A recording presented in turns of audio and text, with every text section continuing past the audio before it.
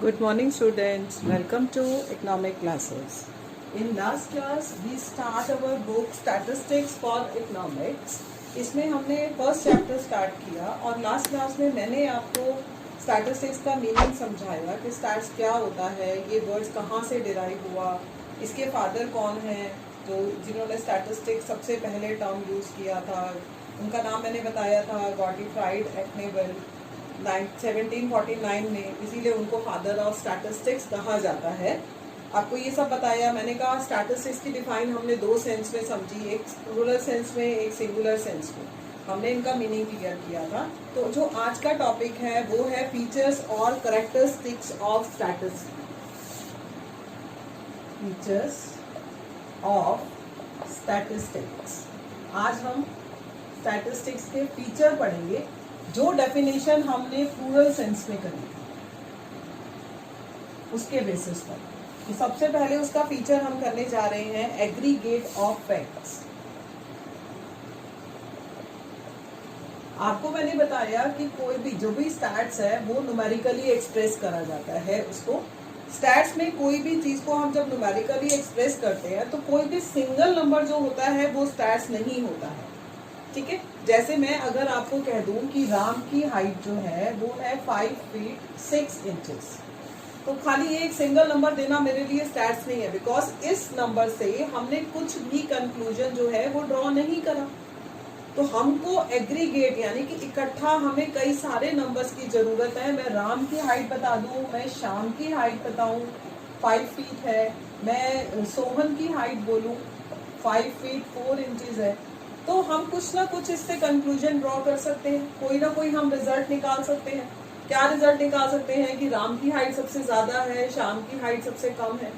तो इसीलिए कहते हैं कि स्टैट्स में नंबर जो है, सिंगल नंबर जो है कभी भी स्टैटिस्टिक्स नहीं होता है। स्टैट्स के अंदर कंक्लूजन ड्रॉ करने के लिए नंबर्स का एग्रीगेट में होना बहुत जरूरी है। इसका एक एग्जांपल और अगर मैं सिंपल आपको कह दूं कि एक कॉलेज में 1000 स्टूडेंट्स हैं तो वो स्टैट्स नहीं है। लेकिन अगर मैं ये कहूँ कि वो 1000 स्टूडेंट को मैं कैटेगराइज कर दूं कि 300 जो है वो कॉमर्स से हैं, आगे 300 जो है वो साइंस साइड से हैं, 400 जो है वो ह्यूमैनिटीज से रिलेट करते हैं, तो हम कोई भी उससे कन्वे कर सकते हैं मैसेज, कोई भी इंफॉर्मेशन हम ड्रॉ कर सकते हैं, उससे ड्रॉन कर सकते हैं।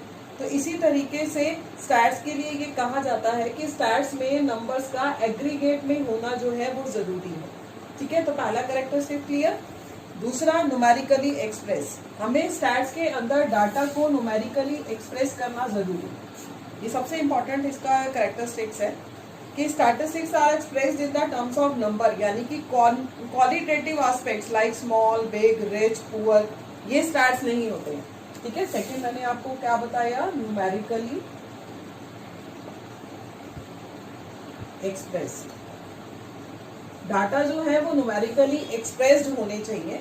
लाइक मैं अगर ये कह दूं कि राम श्याम से छोटा है, यानी कि स्मॉल और बिग वर्ड का यूज करना, रिच और पुअर वर्ड का यूज करना, ये स्टैट्स नहीं है, क्योंकि इससे हम कोई कंक्लूजन नहीं ड्रॉ कर सकते। ठीक है, हमें उसको नंबर्स की टर्म में बताना है। क्लियर। तो जैसे मैंने कहा स्मॉल और बिग, और स्मॉल और बिग को अगर मैं प्रेजेंट कर दूं 5 फीट 6 इंचेस और एक का बता दूं 5 फीट 3 इंचेस, तो हम कंक्लूजन ड्रॉ कर सकते हैं। बट छोटा या बड़ा जो है ये न्यूमेरिकली एक्सप्रेस नहीं है, यानी कि terms is not in form of qualitative, वो क्वांटिटेटिव होनी चाहिए, वो क्वालिटेटिव नहीं होनी चाहिए। क्लियर हो गया सेकंड आपको। थर्ड है मल्टीप्लिसिटी ऑफ कॉजेस। स्टैट्स के अंदर हम जो भी फैक्ट्स लेते हैं, जो भी हम कंक्लूजन ड्रॉ करते हैं, वो कंक्लूजन जिस चीज के ऊपर ड्रॉ करा गया है उस पर कभी भी किसी एक चीज का इफेक्ट नहीं पड़ता। जो स्टैट्स है वो मल्टीपल कॉजेज होते हैं जो उसको इफेक्ट करते हैं। तो इसीलिए मैंने आपको ये कैरेक्टरिस्टिक बताया कि multiplicity of causes, multiplicity of causes. Like जब आप कभी मार्केट में जाते हैं, आप किसी भी चीज की जब डिमांड करते हैं, तो डिमांड करने पर आपके मन में सबसे पहले क्या आता है, बट ऑब्वियस है सबसे पहले आपके पास प्राइस आएगा, आप उसका प्राइस देख रहे हो। बट जरूरी नहीं है कि हर कोई उसका प्राइस ही देखे। प्राइस के अलावा बहुत सारे फैक्टर्स होते हैं जो डिमांड को इफेक्ट करते हैं। लाइक आपकी इनकम है वो भी आपकी डिमांड को इफेक्ट करती है, ठीक है। आपका टेस्ट कैसा है किसी चीज़ को, अगर वो खाने की चीज़ है, टेस्ट एंड प्रेफरेंसेस उसको मैटर करते हैं, ठीक है। उसके साथ मार्केट में उसके कौन से और सब्स्टिट्यूट अवेलेबल हैं, ठीक है। जैसे अगर कोक और पेप्सी जो मैं कहूँ तो ये सब्स्टिट्यूट है एक दूसरे की, एक की जगह दूसरे को आप यूज कर सकते हो। तो ये बहुत सारे रीजंस होते हैं जो डिमांड को इफेक्ट करते हैं। कभी भी डिमांड सिर्फ प्राइस को मैटर नहीं करती। तो इसी तरह से स्टैट्स में भी जितने आप स्टैट्स जो होता है वो कभी भी किसी एक फैक्टर से इफेक्ट नहीं होता, इन्फ्लुएंस नहीं होता। स्टैट्स जो होता है वो मल्टीपल कॉजेज होते हैं जो उसको इफेक्ट करते हैं, ठीक है। अगर मैं कहूँ कि prices is rising in India, लगातार प्राइस बढ़ रही है, तो प्राइस बढ़ने का कोई एक रीजन नहीं होता, बहुत सारे रीजन होते हैं। सप्लाई की शॉर्टेज हो गई, पावर की शॉर्टेज हो गई, वेजेस बढ़ गए, टैक्सेस बढ़ गए, तो ये सारे ऐसी चीजें हैं जिनको हम स्टैट्स में पता तो लगाते हैं जिनका रीजन, बट इनके ऊपर जो इफेक्ट पड़ा वो किसी एक का नहीं पड़ा, वो बहुत सारी चीजों का पड़ता है। तो जो ये इसका कैरेक्टरिस्टिक्स है कि जो स्टैट्स है that is affected by multiplicity of causes, वो बहुत सारे कॉजेज से इफेक्ट होता है। क्लियर? ये इसका थर्ड कैरेक्टर मैंने आपको कराया। अब हम फोर्थ की बात करते हैं। इसका फोर्थ कैरेक्टर क्या है? Mutually related and comparable. जो स्टैट्स होता है वो म्यूचुअली रिलेटेड है एक दूसरे से, म्यूचुअली रिलेटेड एंड कंपेरेबल।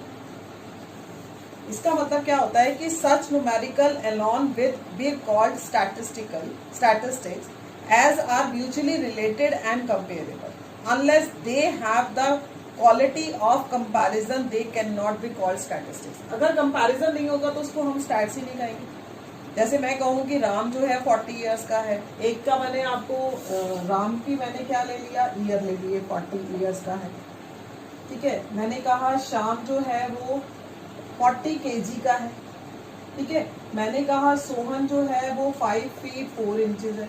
तो आप मुझे बताइए कि क्या इनसे आप कुछ कंक्लूजन ड्रॉ कर सकते हो? एक का आप ईयर ले रहे हो, एक के आप वेट ले रहे हो, एक की आप हाइट ले रहे हो। तो स्टैट्स के अंदर म्यूचुअली रिलेटेड होना जरूरी है। या तो आप सबके ईयर्स लो, या सबका आप वेट लो, या सबकी आप हाइट लो, तभी आप कंपेयर करोगे। तो स्टैट्स जो होते हैं वो हमेशा म्यूचुअली रिलेटेड होते हैं, तभी तो कंपेरेबल होते हैं, ठीक है। क्लियर ये बात भी? इसके बाद है आपका अगला इनैमोरेटेड और एस्टिमेटेड। ये बहुत इंपॉर्टेंट और अच्छा सा टॉपिक है, इसको ध्यान से सुनेंगे। फिफ्थ कैरेक्टर करा रही हूँ, इनैमोरेटेड और एस्टिमेटेड। स्टैट्स जो होते हैं डिपेंड करता है कि आपके स्टैटिस्टिकल स्टडी जो हम करने जा रहे हैं उसका एरिया कैसा है। कई बार तो देखो हम उसको इनैमोरेट कर लेते हैं, हम बिल्कुल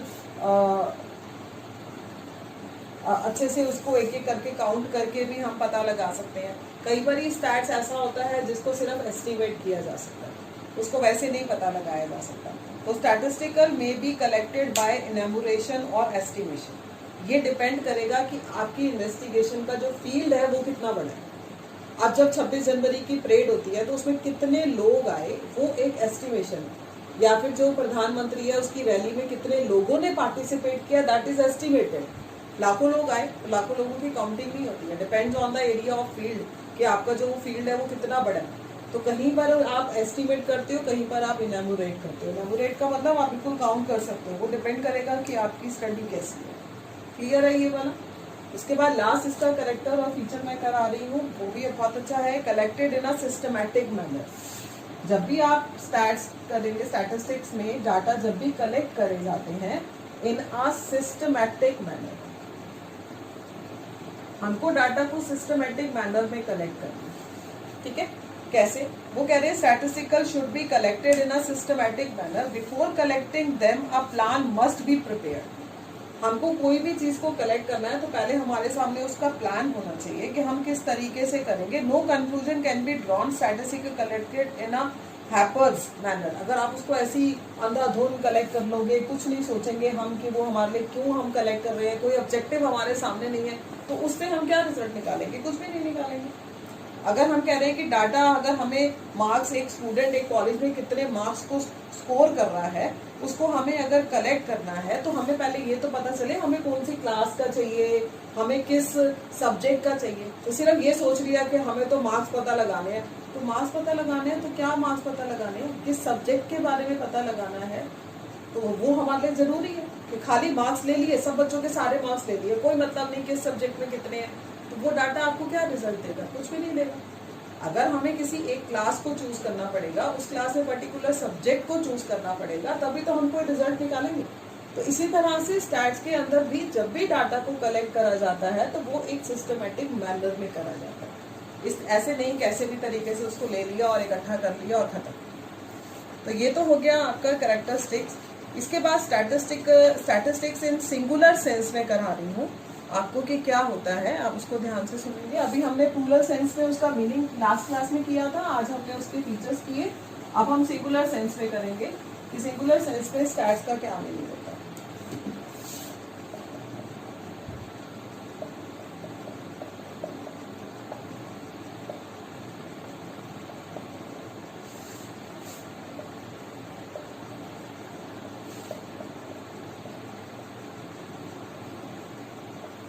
Statistics in singular sense. In singular sense, the term statistics means statistical methods, यानी कि वो तरीके, वो सारे methods जो हमने किसी भी डाटा को कलेक्ट करने के लिए हमने जो तरीका अपनाया, यानी कि statistics in singular sense may be defined as the collection, यानी कि डाटा को सबसे पहले कलेक्ट करना, ठीक है, the collection, उसके बाद प्रेजेंटेशन, जब हमने डाटा को कलेक्ट कर लिया अब हम उसको प्रेजेंट करेंगे, देन एनालिसिस, फिर अब हम उसको एनालाइज करेंगे, ठीक है, और उसके बाद इंटरप्रिटेशन ऑफ न्यूमेरिकल डाटा, अब उसका हम रिजल्ट निकालेंगे। Interpretation of data is called statistics in singular sense. तो अब मैं वन बाय वन आपको स्टेज बता रही हूँ। सबसे पहली स्टेज हमने करा कलेक्शन ऑफ डाटा। हम सबसे पहली स्टेज, ये तो एक डिफाइन बताई थी मैंने आपको कि डाटा को कलेक्ट करना, उसको ऑर्गेनाइज करना, उसको प्रेजेंट करना, उसको एनालाइज करना, देन उससे कोई कंक्लूजन या रिजल्ट निकालना is called statistics in singular sense. तो सबसे पहले हम बात करेंगे कलेक्शन ऑफ डाटा की। ये इसका सबसे पहला स्टेज हो गया, स्टेज 1। डाटा को सबसे पहले क्या करा जाएगा, कलेक्ट करा जाएगा। अब कलेक्ट करने के बड़े सारे मेथड है, सेंसस मेथड है, सैंपल मेथड है, वो हमारे आगे नेक्स्ट चैप्टर्स हैं, हम अगली क्लास में डिस्कस करेंगे। जब हमने डाटा को कलेक्ट कर लिया तो अब स्टेप 2 में हम उनको ऑर्गेनाइज करेंगे, ऑर्गेनाइजेशन ऑफ डाटा। क्योंकि जब आप किसी भी चीज को लेके आते हो तो वो रॉ फॉर्म में होती है, अब उसको प्रेजेंट तो करना है, ऑर्गेनाइज करना है, कोई असेंडिंग में, कोई टेबुलर फॉर्म में, कोई टेबल फॉर्म में, कोई टैली बार्स की फॉर्म में। टैली बार बनाने आप लोगों ने 10th में भी सीखे हैं, छोटी क्लासेस में भी सीख लेते हो आप लोग। टैली बार्स बनाना, टेबल बनाना, किसी भी फॉर्म में उसको प्रेजेंट करना, ऑर्गेनाइज करेंगे उसको। ऑर्गेनाइज करने के बाद अब स्टेप 3 में हम उसको प्रेजेंट करेंगे, प्रेजेंटेशन ऑफ डाटा। अब प्रेजेंटेशन जो है वो टेबल की फॉर्म में भी हो सकती है, वो ग्राफ की फॉर्म में भी हो सकती है, ठीक है। हम प्रेजेंट हम किसी भी फॉर्म में कर सकते हैं, डायग्राम की फॉर्म में भी कर सकते हैं, ठीक है। अब हमने जब उसको प्रेजेंट कर दिया, अब हम उसको एनालाइज करेंगे। जैसे अगर आप मैच देखते हो, मैच जब देखते हो, मैच देखते हो तो ग्राफ आता है ना कि दोनों टीम का बना हुआ आ रहा है कि इस ओवर तक इस वाले टीम का ये ग्राफ रहा, इस टीम का ये ग्राफ रहा, तो आप इमीडिएटली उस ग्राफ को देख के पहचान जाते हो ना कि कौन सी टीम इस ओवर तक आगे रही और कौन सी टीम इस ओवर तक कैसे रह रही है, ठीक है। तो वो तो हो गया प्रेजेंटेशन, और प्रेजेंटेशन करके आपने एनालाइज करके फटाफट से उसको इंटरप्रिटेशन कर दिया, उसका रिजल्ट बता दिया कि कौन सी टीम इस ओवर तक जो है वो आगे चल रही है। प्रेजेंट हुआ ग्राफ की फॉर्म में, आपने उसको एनालाइज करा, देखा कि कौन कौन से ओवर तक किस किस टीम ने कैसे कैसे आगे। अगर हम ग्राफ बनाते हैं तो टीम 1 को ले लिया, उसका ग्राफ ऐसे ऐसे चला, उसका ग्राफ 1 का ऐसे चला सीधा, तो आप पता तो लगा सकते हो ना कि कौन सी टीम कब आगे रही, कौन सी टीम कब पीछे रही। है ना, ओवर के अकॉर्डिंग। तो इस तरह से आपने एनालाइज करने के बाद आपने क्या निकाला, रिजल्ट। रिजल्ट का मतलब इंटरप्रिटेशन। ये हो गया सिंगुलर सेंस। तो ये मैंने आपको आज स्टैटिस्टिक्स इन सिंगुलर सेंस करा दिया, ठीक है, और प्लूरल सेंस भी करा दिया। सिंगुलर सेंस का मतलब statistics in singular sense by the definition means the collection of data, organization of data, presentation of data, analysis of data and then interpretation of data। interpretation का मतलब उसका result, उसका conclusion। तो ये हमने किया कि ये stats क्या था, क्या उसका meaning होता है, क्या उसके features थे। तो अब इतना सब पढ़ने के बाद इसकी कुछ limitations भी होंगी, जरूरी बात है कि कुछ ना कुछ तो ऐसी चीज़ें हैं जो उसकी limitation में काउंट होंगी, ठीक है। हर चीज़ का कुछ अच्छा होता है तो कुछ बुरा भी होता है। तो हम स्टैटिस्टिक्स की कुछ लिमिटेशंस आज करते हैं, और फिर हमारी ये क्लास में आज का टॉपिक हमारे खत्म। उसके बाद हम नेक्स्ट टॉपिक जो शुरू करेंगे वो रहेगा हमारा सोर्स ऑफ डाटा, यानी कि हम डाटा को कैसे कैसे कलेक्ट कर सकते हैं। कलेक्शन ऑफ डाटा हमारा नेक्स्ट टॉपिक रहेगा। अब आपको मैं करा रही हूँ लिमिटेशन ऑफ स्टैटिस्टिक्स। सबसे पहली limitation, study of numerical facts. ये हमारा सबसे पहला इसका ड्रॉबैक है, स्टडी ऑफ न्यूमेरिकल फैक्ट्स। यानी कि इसके अंदर हम सिर्फ न्यूमेरिकली डाटा को एक्सप्रेस कर सकते हैं, किसी और वे में हम ले ही नहीं सकते। तो statistics studies only such facts as can be expressed in numerical terms. It does not study qualitative phenomena like honesty, friendship, wisdom, health, जबकि ये चीज़ें भी बहुत मायने रखती हैं कहीं कहीं पर। तो ये इसकी एक लिमिटेशन है कि डाटा को हम सिर्फ स्टैट्स में न्यूमेरिकल की फॉर्म में न्यूमेरिकली एक्सप्रेस करते हैं, हम क्वालिटेटिव कुछ भी नहीं लेते हैं। ये इसका पहला रहा। दूसरा है स्टडी ऑफ एग्रीगेट ओनली। जो आपने फीचर पढ़े ना, वही इसके मैं ड्रॉबैक भी बता रही हूँ कि कहीं ना कहीं ये चीज़ें हमारे ड्रॉबैक भी हैं। एग्रीगेट ओनली कि जो स्टैट्स होता है उसमें डाटा का एग्रीगेट यानी कि इकट्ठा होना बहुत जरूरी है। सिंगल डाटा को हम स्टैट्स कहते ही नहीं।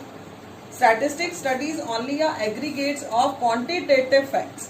It does not study statistical facts relating to any particular unit. Example देती हूँ कि जैसे वो कह रहे हैं कि एक teacher will be earn 50,000 per month. एक टीचर है जो 50,000 रुपये पर मंथ कमाती है, जबकि हम अगर इसको स्टैट्स में डालें तो इसका कोई मायने नहीं है। स्टैट्स कहता है इसका कोई मतलब नहीं है। बट क्या ये कोई भी मायने नहीं रखता कि but as this fact relate to an individual and it does not deemed as a subject matter of statistics. क्योंकि ये सिंगल है तो इसका मैटर ही नहीं है ये स्टैट्स का। However, it become a subject matter of statistics if we study the income of the whole teachers of a school।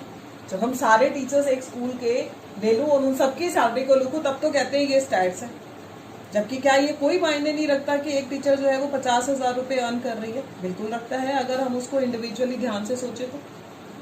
ठीक है, ये भी इसका एक लिमिटेशन हो गया। तीसरा लिमिटेशन, होमोजेनिटी ऑफ डाटा।